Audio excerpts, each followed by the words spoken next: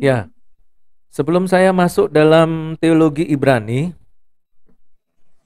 mungkin ada pertanyaan yang mau disampaikan terkait dengan materi minggu lalu. Kalau ada, silakan tanya. Kalau tidak ada, saya akan masuk ke pembahasan surat Ibrani.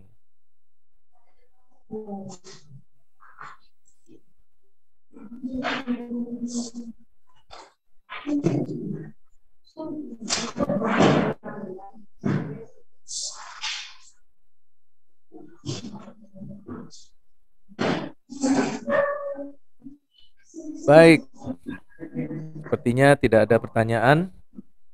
Jadi kita sekarang masuk dalam pembahasan teologi Ibrani.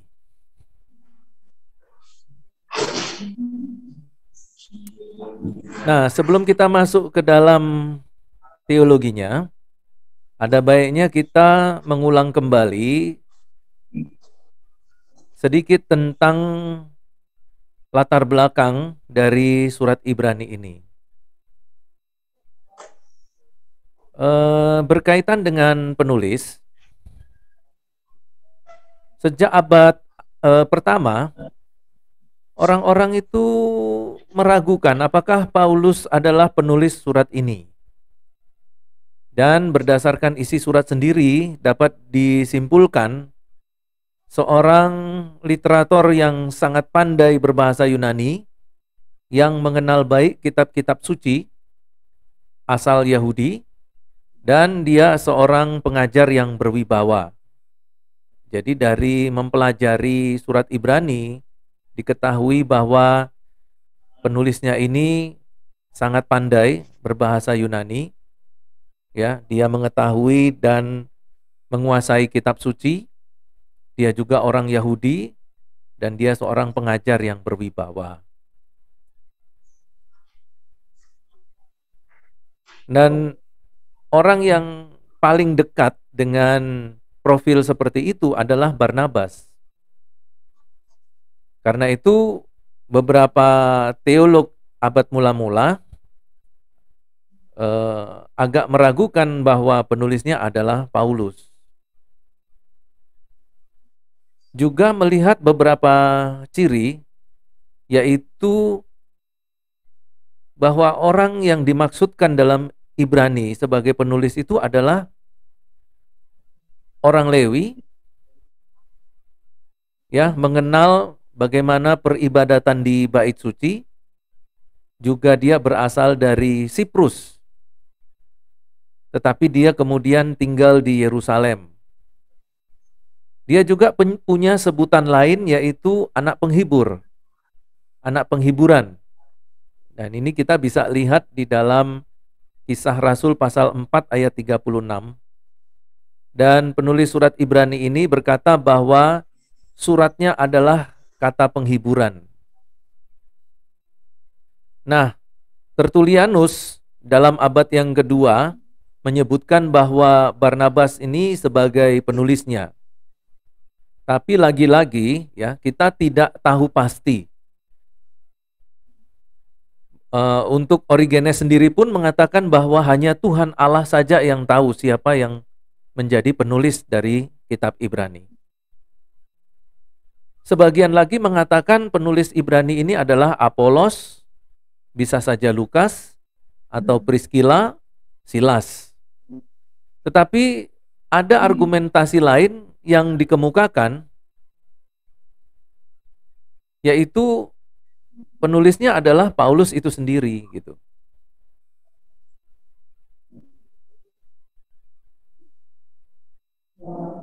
Nah, di dalam 2 Petrus 3 ayat 15-16 juga kita bisa bandingkan dalam 1 Petrus 1 ayat 1. Di situ Petrus menunjukkan bahwa Paulus menulis sebuah surat kepada orang Yahudi yang sulit dipahami. Tetapi tidak ada bukti internal yang menyisihkan Paulus sebagai penulisnya. Pada kenyataannya ada banyak bukti yang menerima Paulus sebagai penulis, sama dengan menerima Matius sebagai penulis Injil Matius. Dan di sini memang tidak ada seorang pun yang dapat membuktikan bahwa Paulus bukan penulis.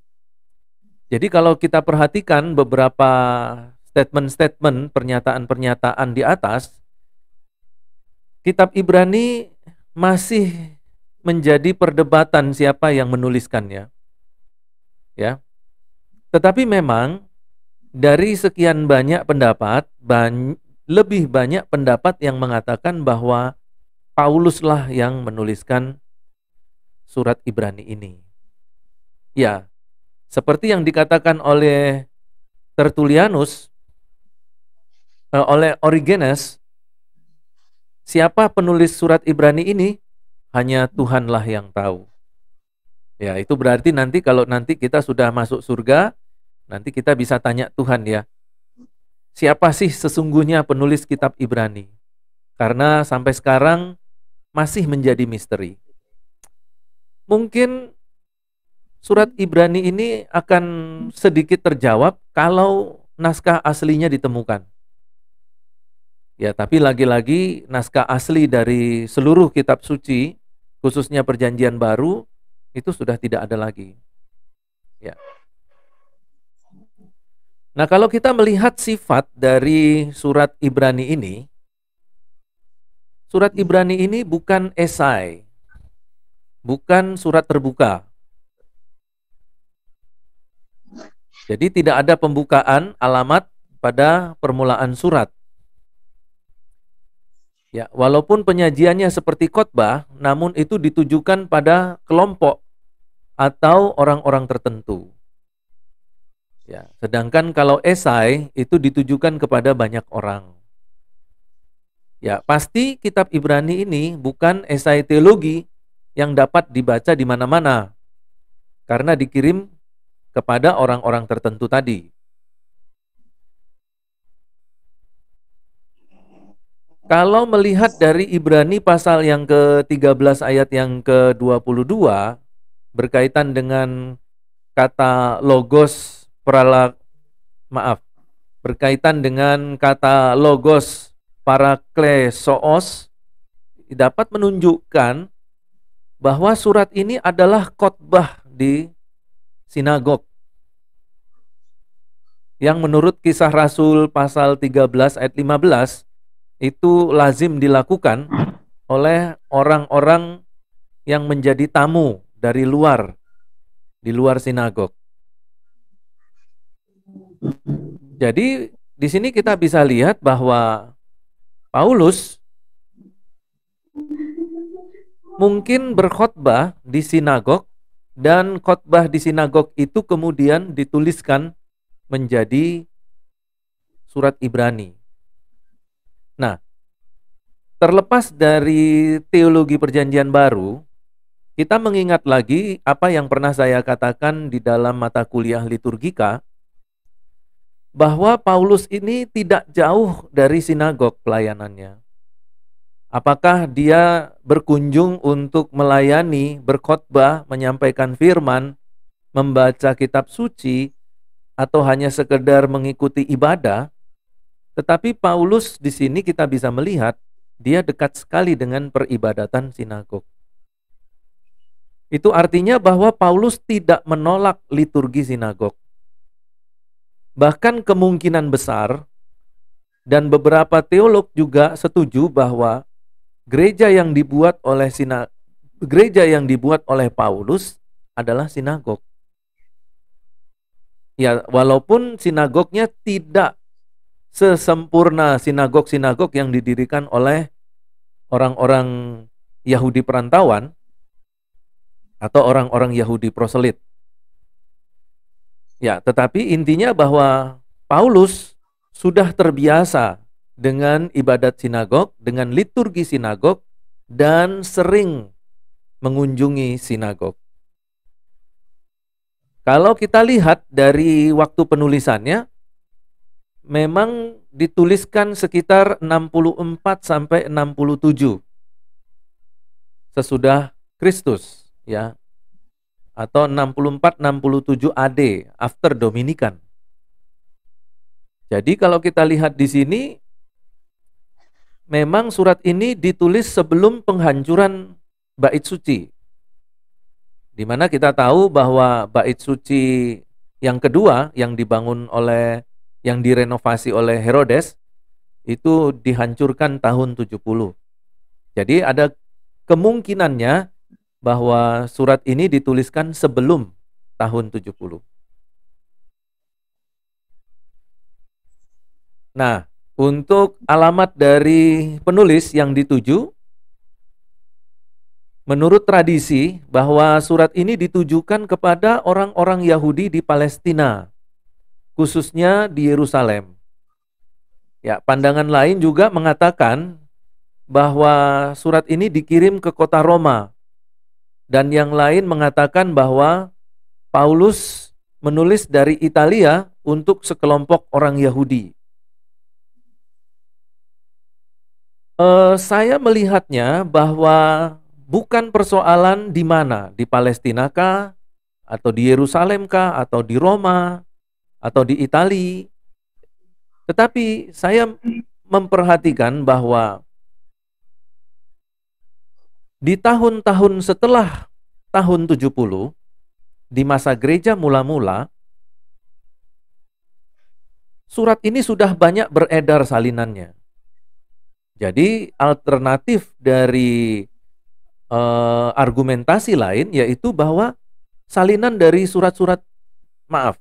salinan dari surat Ibrani itu sudah ada di berbagai tempat.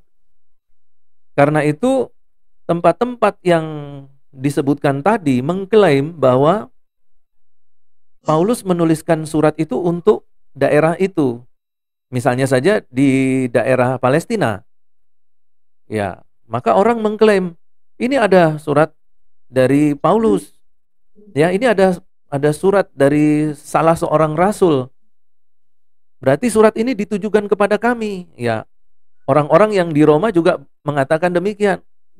Kami juga ada surat dari seorang rasul ini. Ini surat ini ditujukan kepada kami. Dan orang di tempat lain juga mengatakan demikian. Ya, jadi penulisnya tidak diketahui. Ya, alamat pasti ditujukan surat ini juga tidak diketahui dengan pasti. Ya, masing-masing yang mempunyai salinan surat Ibrani mengklaim bahwa surat itu ditujukan kepada mereka. Nah, orang Ibrani sudah pasti adalah orang Yahudi yang sudah Kristen. Nah, orang Yahudi yang sudah Kristen itu dibagi menjadi dua golongan besar. Ya, yang pertama adalah orang-orang Yahudi asli.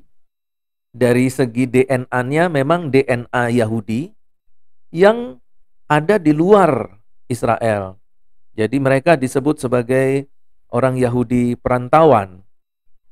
Tetapi juga ada orang-orang Yahudi yang disebut dengan Yahudi proselit, yaitu orang-orang yang secara DNA bukan orang Yahudi, bukan keturunan Abraham secara jasmani, tetapi mereka kemudian meleburkan diri mereka dalam budaya Yahudi dan agama Yahudi. Dan mereka akhirnya menjadi orang Ibrani. Ya, orang Yahudi. Ya.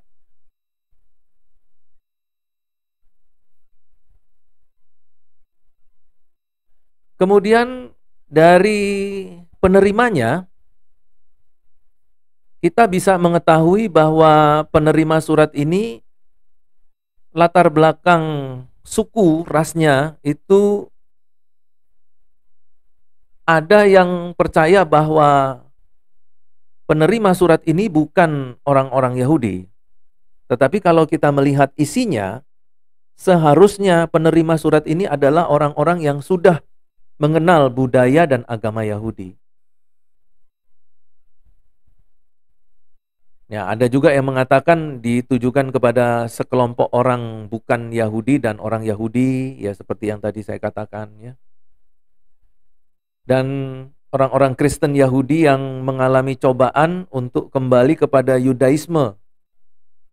Dan ini berada di luar lingkungan negara Yahudi. Bagaimana dengan kondisinya? orang-orang yang menerima surat,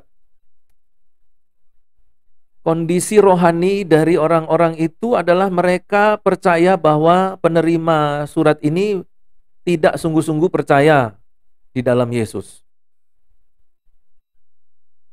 Tetapi mereka juga disebut saudara-saudara yang kudus, ya, dalam Ibrani 3 ayat 1. Dan kalau dilihat dari pasal 10 dan pasal 12, mereka juga adalah orang-orang yang disiksa karena kepercayaan mereka. Jadi orang-orang Yahudi ini, penerima surat Ibrani ini adalah orang-orang yang sudah mengalami siksaan oleh karena kepercayaan mereka. Oleh karena mereka menjadi pengikut Kristus.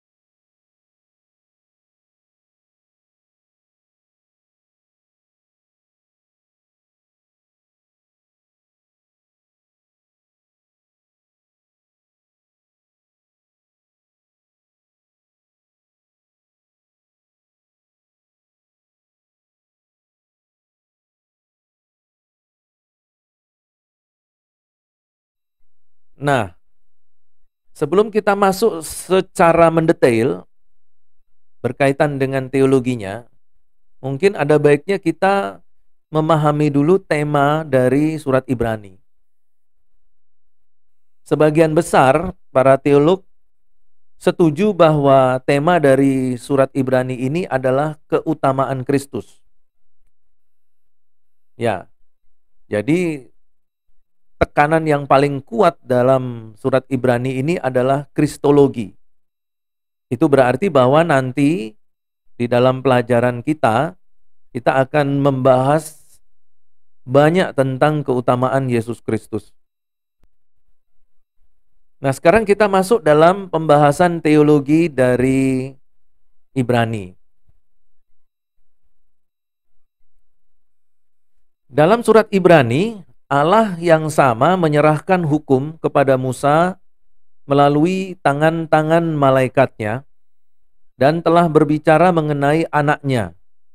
Yang dimaksud di sini adalah Tuhan Yesus Kristus, yang telah dibuatnya untuk sementara lebih rendah daripada malaikat, agar ia dapat masuk dengan sempurna ke dalam lingkungan kehidupan manusia sebagai bagian daripadanya. Ini bisa dilihat kita bisa melihatnya dalam Ibrani pasal 2 ayat 9 10 dan pasal 14 ayat 18. Oke, kita lihat dulu kedua ayat ini, yaitu dari Ibrani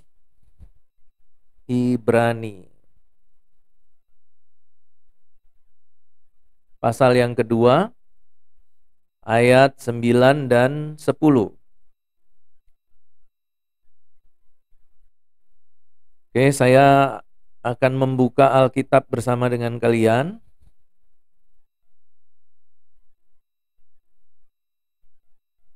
Ya, itulah Ibrani pasal 2 ayat 9 10. Tetapi dia yang untuk sementara waktu yang singkat dibuat sedikit lebih rendah daripada malaikat-malaikat, yaitu Yesus. Kita lihat yang oleh karena penderitaan maut dimahkotai dengan kemuliaan dan hormat, supaya oleh kasih karunia Allah ia mengalami maut bagi semua manusia. Sebab memang sesuai dengan keadaan Allah, yang baginya dan olehnya segala sesuatu dijadikan, yaitu Allah yang membawa banyak orang kepada kemuliaan, juga menyempurnakan Yesus yang memimpin mereka kepada keselamatan dengan penderitaan. Ya, dari sini kita bisa melihat bahwa ada satu teori teologi yang digugurkan oleh ayat ini. Mengatakan bahwa manusia ini diciptakan oleh Allah jauh lebih tinggi daripada malaikat. Ya. Jadi di sini beberapa teolog khususnya yang tadi saya sebutkan itu mengatakan bahwa manusia itu lebih tinggi ya daripada malaikat. Tetapi kalau kita lihat dalam Ibrani pasal yang kedua ayat 9 dan 10 tadi mengatakan bahwa Tuhan Yesus dibuat sedikit lebih rendah daripada malaikat. Nah, kita tahu bahwa Tuhan Yesus itu berinkarnasi menjadi manusia, ya. Firman itu menjadi daging, dan daging tubuh jasmani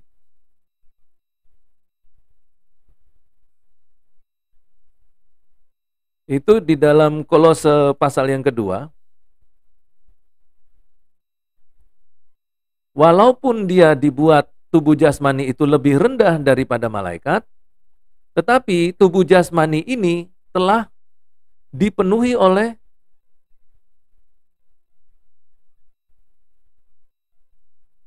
segala kepenuhan Allah.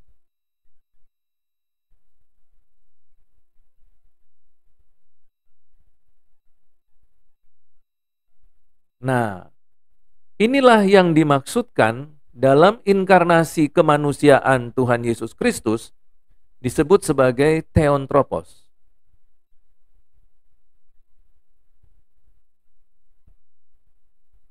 Yaitu Allah sejati dan Tuhan Yesus itu juga adalah manusia sejati.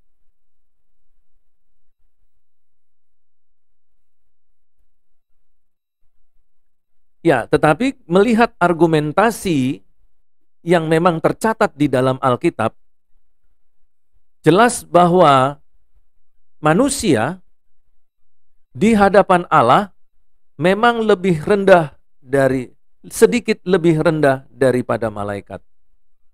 Itu sangat jelas sekali dalam bahasa Indonesianya. Ya, tentu nanti kalau kita memiliki kesempatan yang lebih banyak, ya kita bisa mengecek kembali, mereceknya dengan bahasa Yunaninya ya. Nah, tapi kalau kita lihat di sini kembali lagi bahwa keberadaan manusia sedikit lebih rendah daripada malaikat. Dan itulah kemudian dalam hakikat yang sedikit lebih rendah dari manusia, itulah kemudian Tuhan Yesus mengambil rupa seorang hamba. Jadi bukan saja manusia, tetapi dalam status sosialnya itu seorang hamba. Jadi maksudnya kalau kita buat urut-urutan hierarkinya, jadi hierarki Tuhan Yesus Kristus, hierarki kemanusiaan Yesus, ya di sini dia menjadi lebih rendah dari malaikat.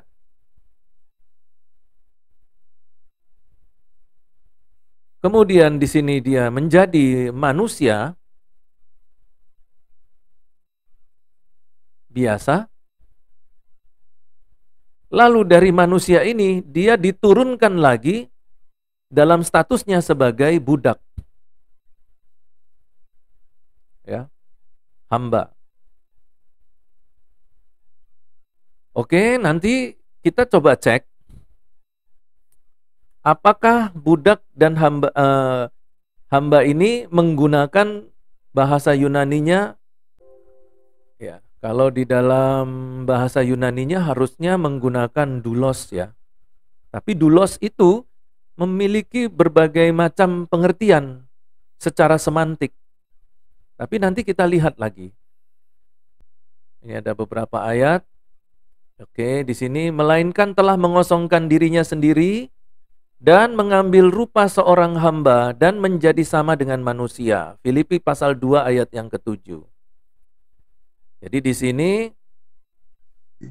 kalau kita lihat hierarki kemanusiaan Yesus, Filipi pasal 2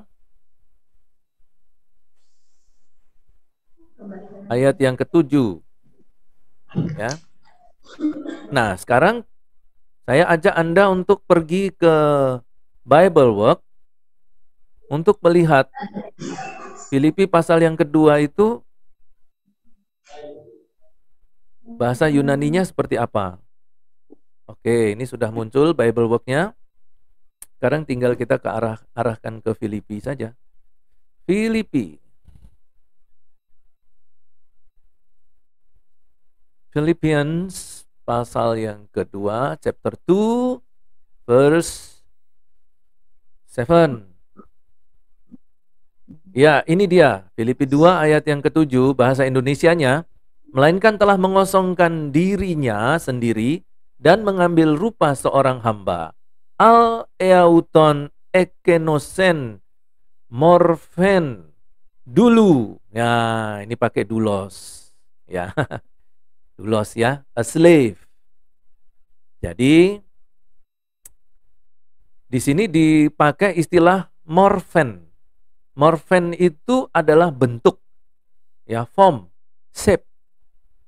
Jadi betul-betul membentuk 100% menjadi terbentuk sebagai seorang hamba dan menjadi sama dengan manusia. Dan di sini dulu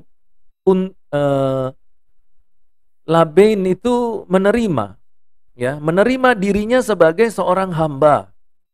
Ini Tuhan Yesus. Dan di sini menggunakan kata doulos, budak. Ya. Jadi secara umum doulos ini adalah seorang yang melayani dalam ketaatan kepada orang lain seperti seorang budak. Jadi di sini kita lihat di sini memang artinya adalah betul-betul pelayan atau budak dalam konteks Yahudi. Dalam konteks budaya Yahudi. Nah, itu berarti, ya, kita kembali lagi ke papan tulis, ya, itu. Nah, itu berarti bahwa posisi kemanusiaan Tuhan Yesus itu mengambil tempat paling rendah. Jadi saya bisa tuliskan di sini, ya, tempat paling rendah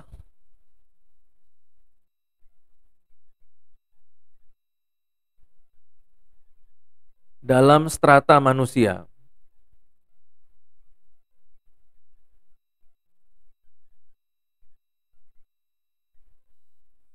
Nah, kemudian kalau kita lihat lagi lanjutan dari Filipi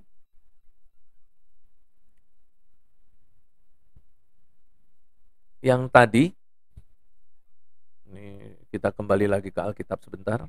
Ya, ayat yang ke-8 dan dalam, oke, ini ayat 7, melainkan mengosongkan dirinya sendiri dan mengambil rupa seorang hamba dan menjadi sama dengan manusia.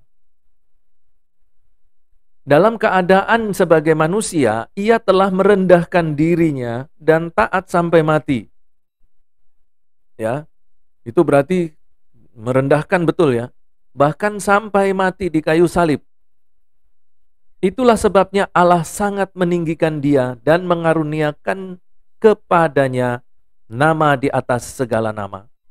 supaya dalam nama Yesus bertekuk lutut segala yang ada di langit dan yang ada di atas bumi dan yang ada di bawah bumi, dan segala lidah mengaku Yesus Kristus adalah Tuhan bagi kemuliaan Allah Bapa.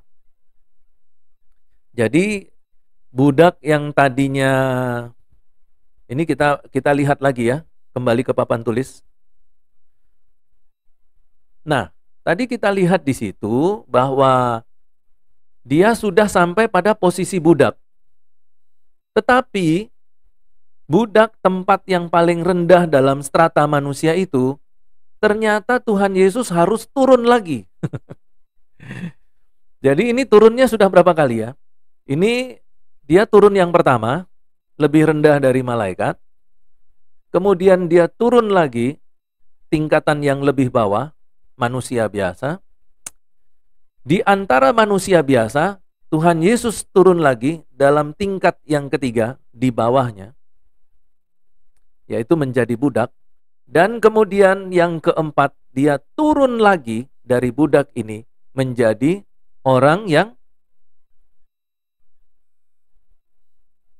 terkutuk, dalam tanda petik, yang matinya tergantung di atas kayu salib.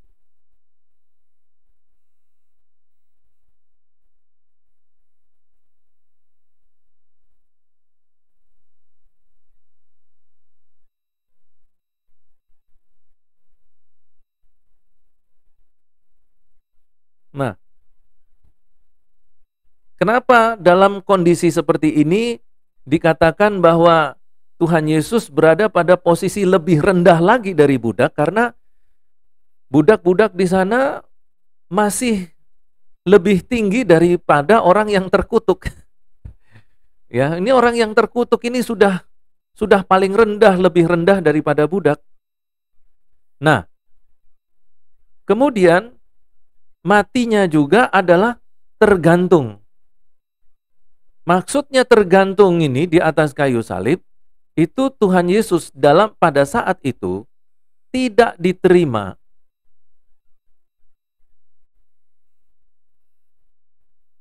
di surga, tetapi juga dia tidak diterima di bumi.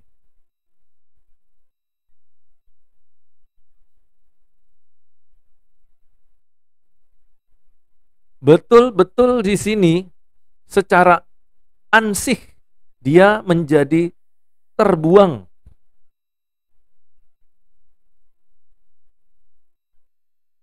Ya, tidak diterima di surga, tidak diterima di bumi. Padahal kalau kita melihat ke atas, Yesus itu adalah Allah Tritunggal. Luar biasa ya. Di atas segala kemuliaan yang sangat mulia, sangat tinggi, dia mau menjadikan dirinya terbuang. Oleh karena itu, apa yang menjadi pengorbanan Yesus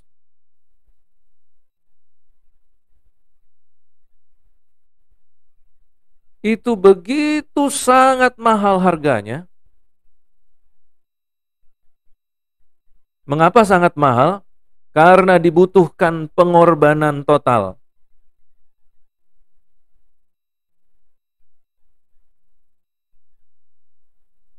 Karena sangat mahal, maka setiap orang, siapapun dia, ya, siapapun manusia itu tidak mampu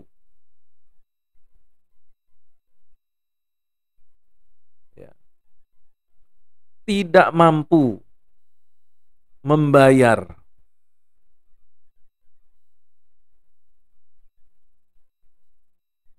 untuk apa yang dikerjakan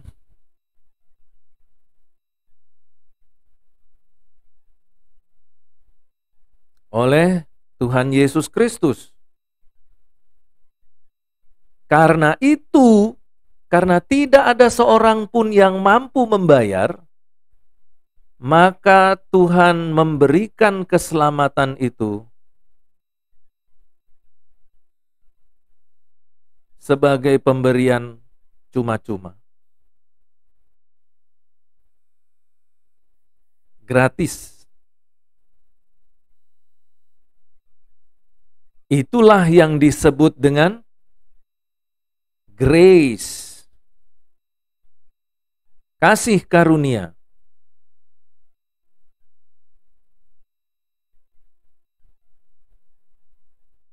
Nah, dari sini kita bisa melihat bahwa sebenarnya kita dapat melihat hierarki kemanusiaan Tuhan Yesus Kristus yang digambarkan oleh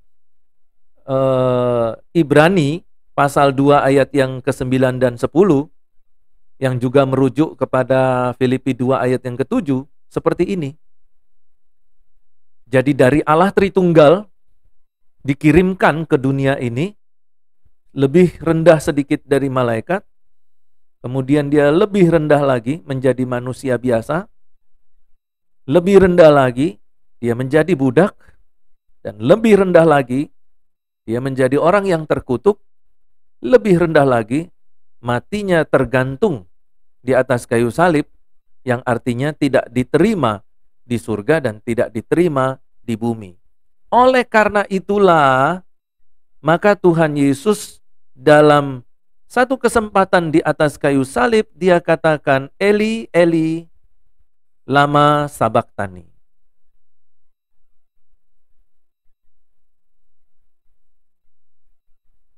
Ya, jadi nanti kalau Anda ditanyakan, itu apa maksudnya Tuhan Yesus menyebutkan Eli, Eli, lama sabachthani?